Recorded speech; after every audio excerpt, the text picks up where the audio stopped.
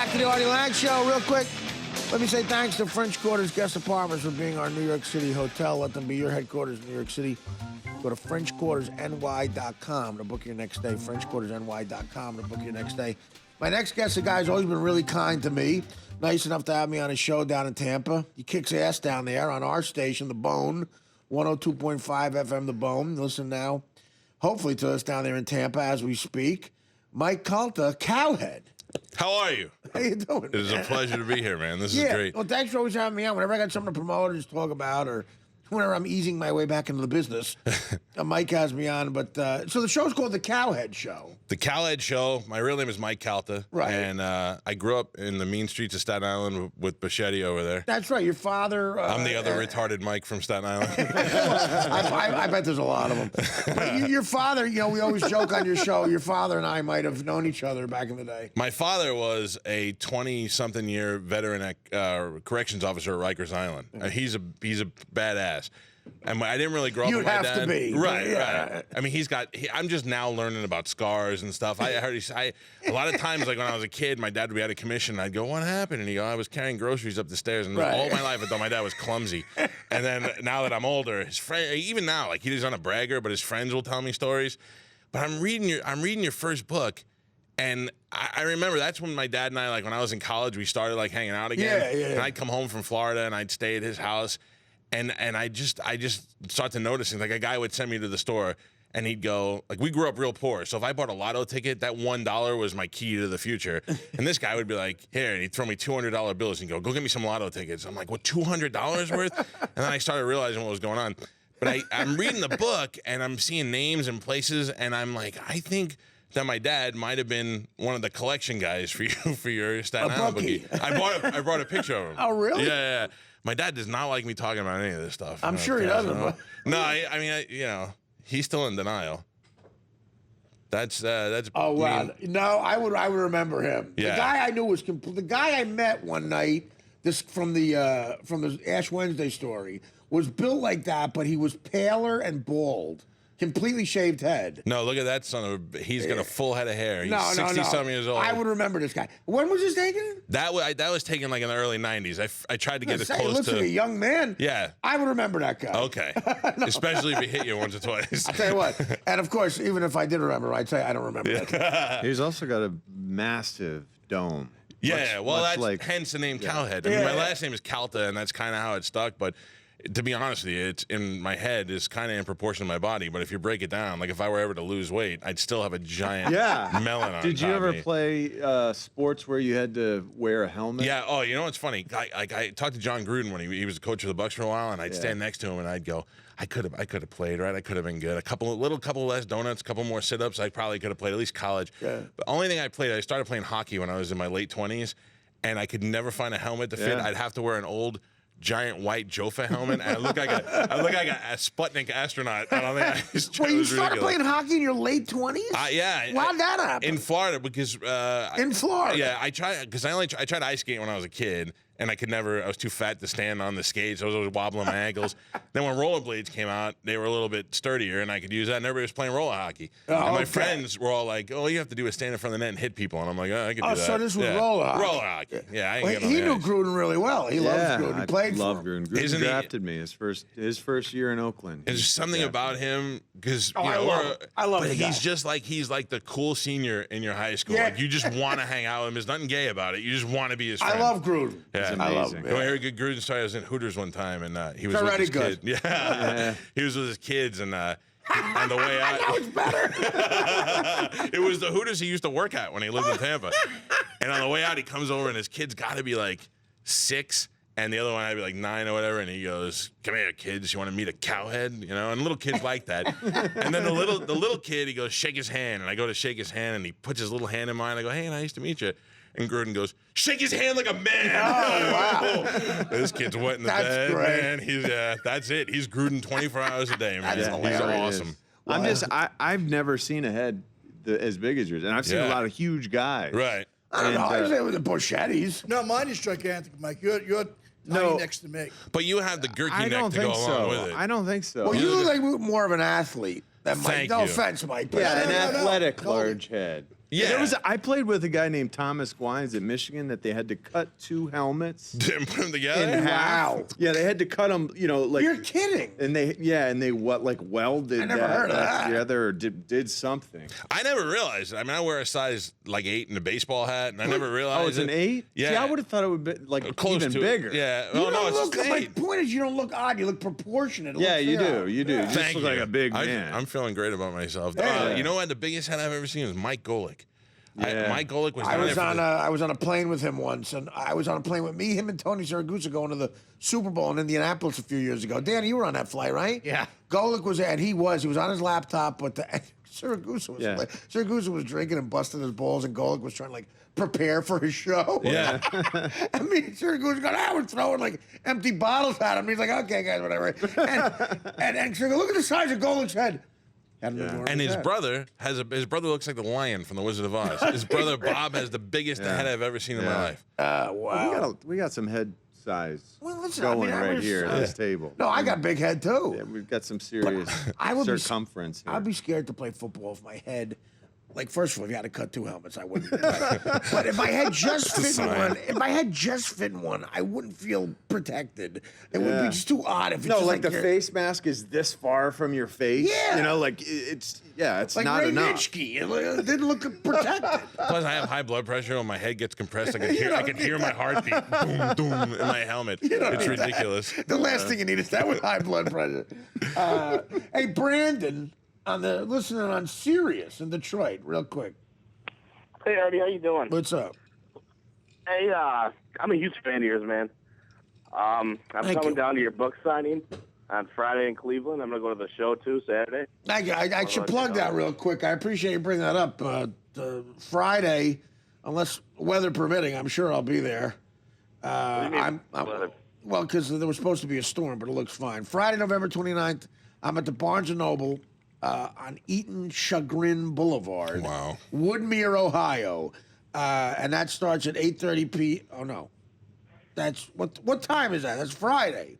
7 to 9 on Friday. 7 to 9 p.m. Friday night.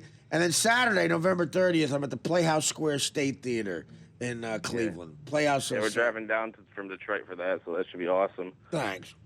I just want to know what you guys thought of, if you saw Josh Sitton's comments from the Green Bay Packers about the Lions' defensive line and their coach. What did he say What'd he say? exactly? Yeah. Cheap shot. Be clean. Well, he called them scumbags and dirtbags, and he called Schwartz a D word. Well, what do you think? A D word? Can you say dick? Well, now you can. Well, I don't know. What do you think of football? You're in Tampa, Cowhead. What do you think of football players now and how the scrutiny they're under for what they say? It's ridiculous. Yeah. The Buccaneers, as bad as they are, they would have won the first 2 games coming out had it not been for these ridiculous penalties. Yeah. How do you train players to go out there and be defensive animals and then take that away from them? You're right. And I love that this Goldson, this guy we have for the Buccaneers, he gets fined. He gets fined every week. He doesn't care. He's going to keep hitting, and that's what you want. But it's just taking It's the not fun fair out. to him. He's playing the game the way it should be played. And look, a lot of these guys don't get paid a ton of money, and it's a big hit to their bank account eventually. Yeah, eventually. this kid's not making that much money, and he's lost like $200,000 in fines already. Multiple fines. Yeah, that's a big hit. I mean, you did it, John. I mean, you were there before all this happened. It's getting a little ridiculous, is my point. The microscope is ridiculous. I mean, Justin, if he's talking trash about that D line, they're led by Ndamukong Suh, and he's technically Scumbag. Jekyll and Hyde. Yeah, he's out of control at times on the field. So no one blames him for bringing that up. And Yeah, he called out Schwartz, he called out their D-line coach, and he called out the defensive coordinator. He called them dirty. Well, He called them dirty. Gunther Cunningham, he lets those guys loose, and he's a tough-minded guy, just like a militaristic despot out there. He just wants guys to go kill people, and that's he encourages that. So yeah, he is at fault, I guess, a little bit, and Schwartz defending them. You can't blame him. He's their coach, and he likes that. He likes what they bring to the table. I would like it too.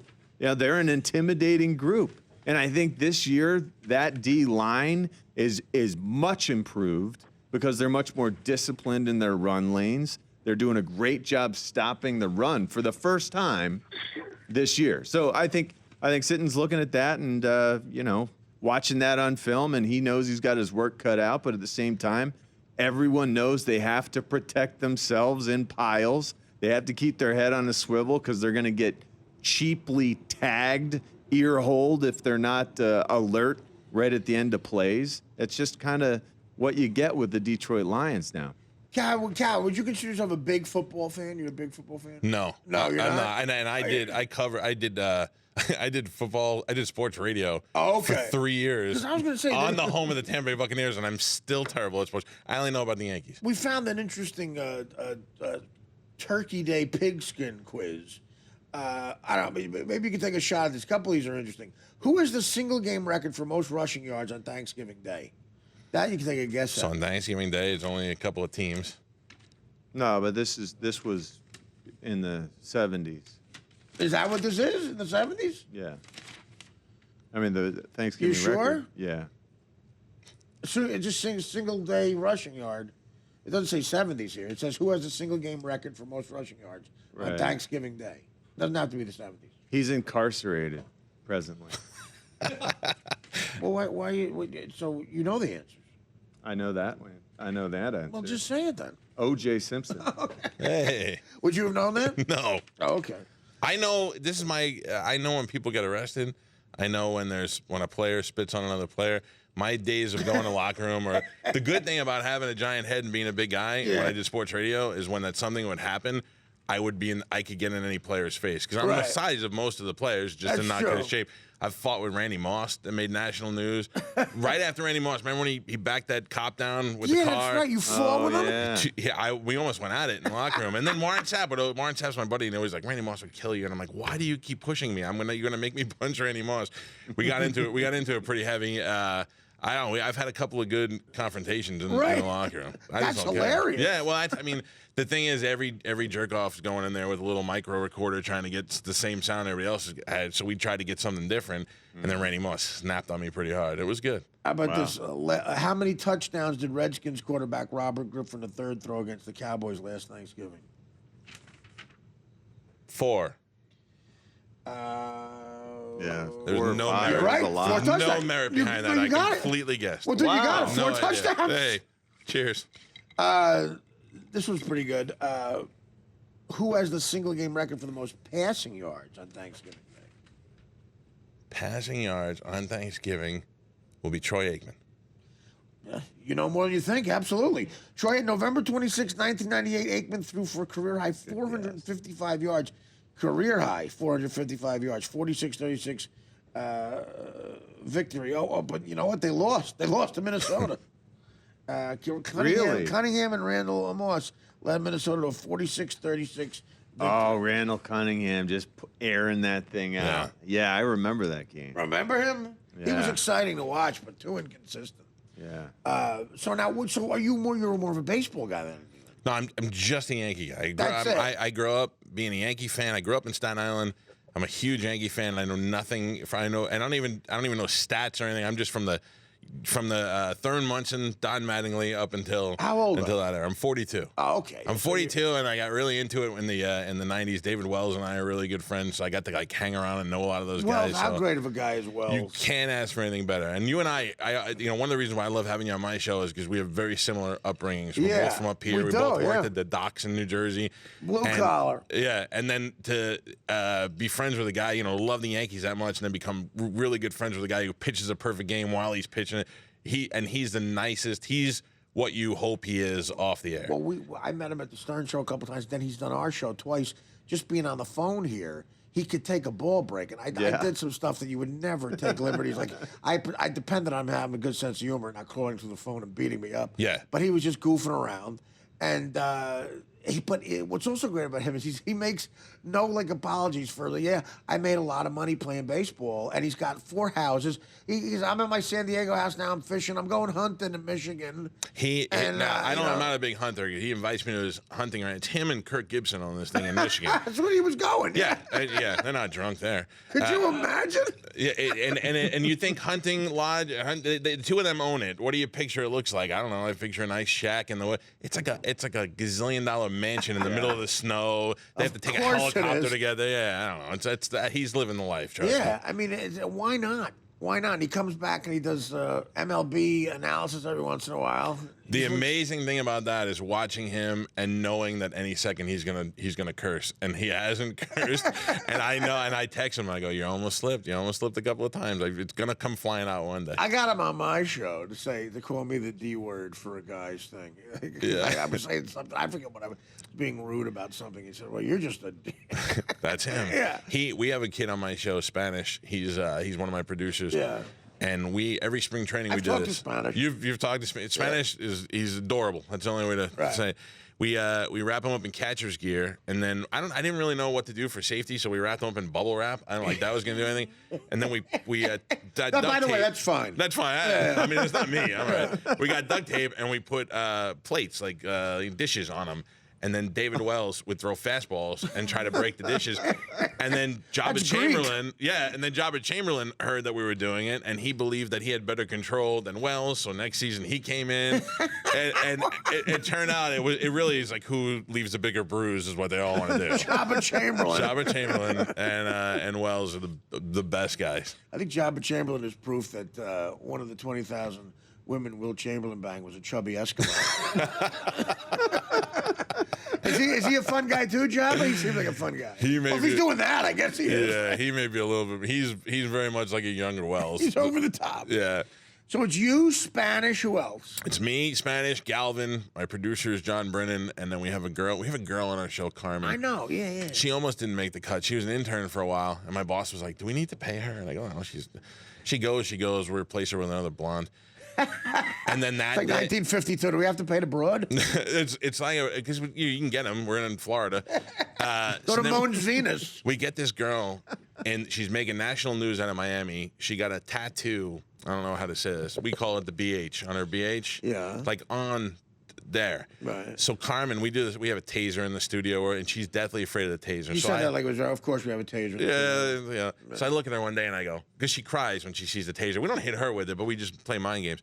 And I say to her, "Listen, this girl's gonna get this tattoo live on the air tomorrow on her BH." I go, "If you get one, I'll make a rule where we never bring out the taser. You'll never get hit with the taser." And she goes, "All right." And I go, "Yeah, we should probably pay her." And she did. She's got a tiny little heart, and she's such a gem. She's an adorable 22-year-old blonde with big boobs.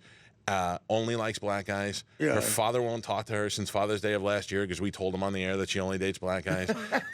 So she's a keeper. I'm in. Yeah, she's been a trooper for the show. Oh, that's hilarious. Well, yeah, that's what I love about Florida radio. Like Bubba, he said I was down there doing stand-up, and he said, "Oh, Art, come on, you're gonna love this. It's when the crap," he said S, but when the S hits the fan day. And I thought it was gonna be like S hits the fan. They're gonna bring a guy in and say his wife's cheating. And S hits the fan. No, they literally got a bunch of horse crap, and threw it against the fan. Yeah. There was no like trying to be subtle or irony. No, we're throwing crap against the fan. That's what we're doing. And like 25 Cent, the black guy on the show, they have a guy, 25 Cent. He just stands in front of the fan and hits him. It's like the old South. It's like Gone with the Wind. Everybody, the women and the black guys know their place on the show. Anyway. You're always good to me, brother, and thanks for coming in. And Thank you, when you're man. in town, come anytime. You want to plug anything in particular? You do Twitter or anything like that? Or? Yeah, I'm on Twitter at Mr. Cowhead, MR Cowhead. At Mr. Cowhead. Yeah, and it's a pleasure, man. I appreciate it. Come back anytime, brother. Thank you. And back with more of the Artie Lange Show. Cowhead, listen to him on 102.5 FM The Bone in Tampa later.